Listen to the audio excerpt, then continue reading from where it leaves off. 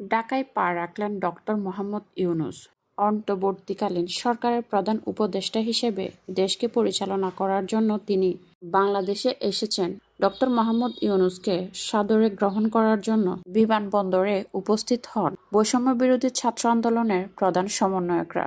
নতুন স্বাধীন বাংলাদেশে ডক্টর মোহাম্মদ ইউনূসকে উপদেষ্টা হিসেবে চেয়েছেন সমন্বয়করা। দেশের সার্বিক পরিস্থিতি বিচার বিবেচনা এবং বহুদিক চিন্তা করে ডক্টর মোহাম্মদ ইউনূসকে অন্তর্বর্তীকালীন সরকারের প্রধান উপদেষ্টা হিসেবে বৈষম্যবিরোধী ছাত্র আন্দোলনের প্রধান সমন্বয়করা ডক্টর ইউনূসকে অন্তর্বর্তীকালীন সরকারের প্রধান উপদেষ্টা হিসেবে নেওয়াতে অনেকে হয়তো অনেক ধরনের মতবাদ কিংবা মন্তব্য করছেন, কিন্তু ছাত্ররা সব ধরনের পরিবেশ পরিস্থিতি চিন্তা করেই এমন সিদ্ধান্ত নিয়েছেন বলে ধারণা করা হচ্ছে।